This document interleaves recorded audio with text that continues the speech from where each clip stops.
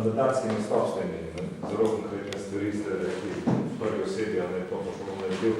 Pa me zanima, se SLS tako kot že vidi v katerikoli vladi, desne levi, glede na to, da je ta kombinacija bila vedno kako je lastna, predvsem SLS. In tudi javno mestne raziskave so sledile.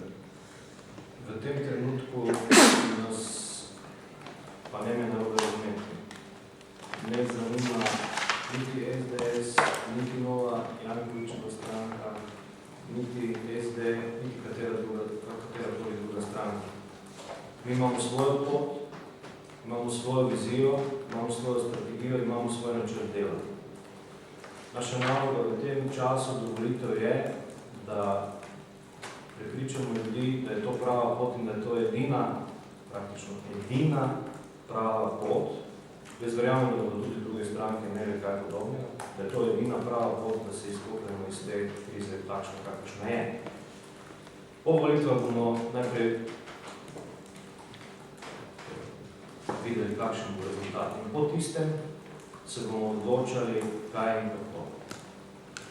Znamo je, da je Slovenska ljudska stranka desno-sredinska stranka, da imamo tako programsko sorodne stranke, kot tudi stranke, ki nam niso programsko sorodne.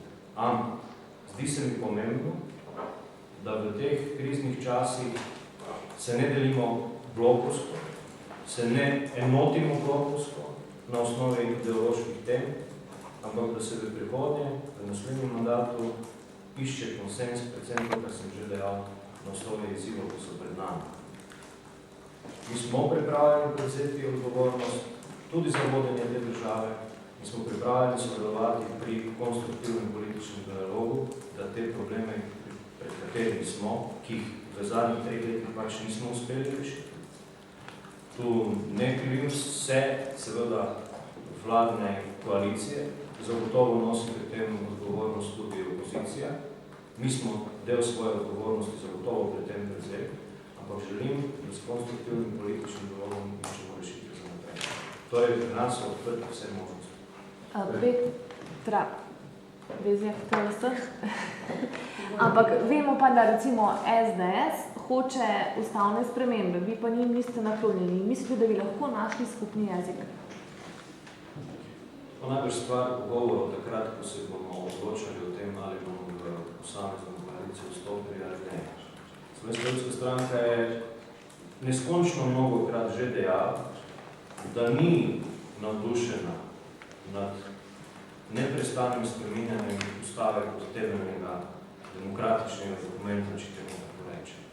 Kljub temu smo v razmišljanjih o tem, kaj je potrebno vendarle v tej državi spremeniti, prišli do ene točke, kjer menimo, da bi bili pripravljeni dve točke, kjer bi bili pripravljeni seveda pri tem sodelovati. Omenili smo trajni sodniški mandat in zagotovo vprašanje referenduma, ki ga bo potrebno na nek način urediti, sicer bo ta referendumanija, ki se je začela v tem mandatu, najbrž onemogočala tudi delo v naslednjem mandatu. Torej, to sta točki, na katerih smo pripravljeni sodelovati in mislimo, da so to nujno potrebne spremembe. Vse ostalo, zadolžitev je ustavno zakon, in to ni spremembe ostalo. Vse ostalo se mi zdi, da v tem trenutku zato, da se bomo spopadali z finančno in gospodarsko krizo, ni kriva ustava. In mislim, da ni potrebno, da posegamo v njo. Še posebej v situaciji, ko je to lahko zelo priročno. Mi se moramo vendarle zavedati v politiki, da so razmere takšne, kakršne so, v tem trenutku politično zelo nestabilne, če temu tako rečem, še bolj gospodarsko in finančno nestabilne, in da v tem času, pod v tem vzdušju vsega po pretiranem spreminjanju ustave, mislim, da ni modro in da moramo biti vendar v politiki to dovolj samoomejevalni in da se tega ne poslužujemo. Gospod Žerjav, po neuradnih informacijah se bo v predvolilno tekmo podal tudi ljubljanski župan Zoran Janković. Mene zanima najprej vaš komentar na to in pa, če bi bili pripravljeni z njegovo morebitno stranko in koalicijo. Jaz lahko k temu dodam samo to, da mu želim dobrodošlico v slovenskem političnem prostoru.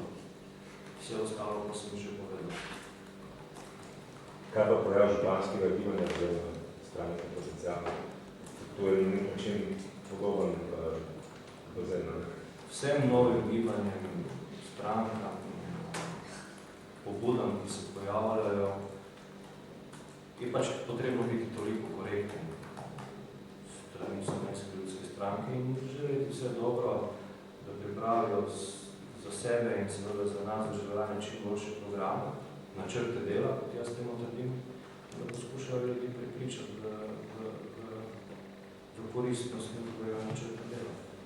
Torej, jaz jim želim samo dobrodošlico. Dosedanji poslanci bodo tudi kandidati na teh državnih zborskih. Kar se tiče Slovenske ljudske stranke, v tem trenutku, ko je naša lista kandidatov in kandidatov za volitve 95% rešena, imamo v tem trenutku evidentirane 3 župane, to so tudi hkrati dosedanji poslanci v državnem zboru. Drugih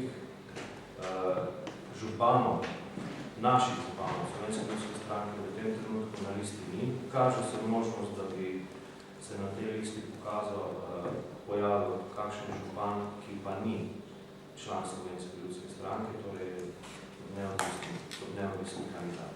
Ampak to še ni dokončno odločeno.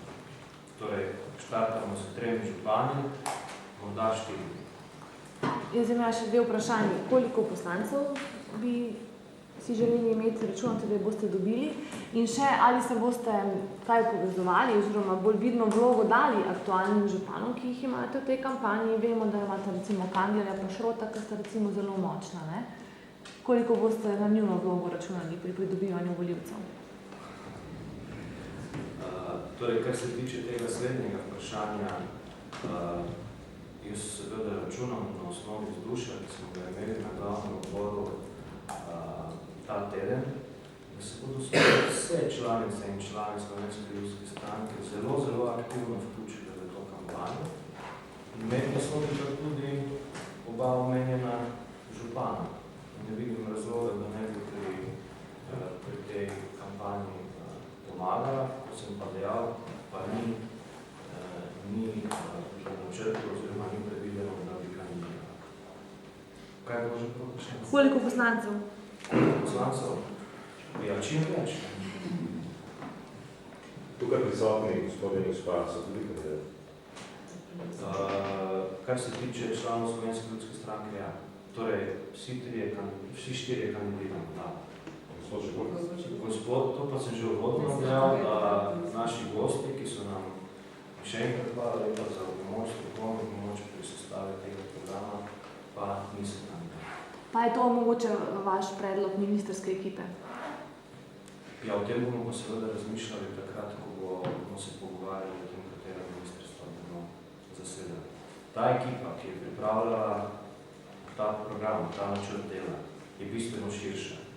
Danes žal nismo mogli povabiti vse, ker bi bilo zadev, ki bi se zadevalo še bolj. Že danes smo bili morda predolgi, ko se za to odločujemo. Ta bazen, iz katerega bomo črpali naše ministrske kandidate, je bistveno širši. To so kandidati, ki bomo rekel, je zdaj zelo moderno, se temu reče kot novi obrazi. Skratka, obrazi, ki Slovenska ljudska stranka do sedaj še ni predstavila. Verjamem, da na osnovi njihovih dosedanjih izkušenj, dela v gospodarstvu, znanja, modrosti, da bodo odlični kandidati za posamezne naslove. Še kakšno vprašanje? Zdaj se zahvaljujemo za vašo udeležbo, za pozornost in vidimo. Se opravičujemo, da ste tako dolgo pa da je deževalo. To nismo za naše aktivnosti.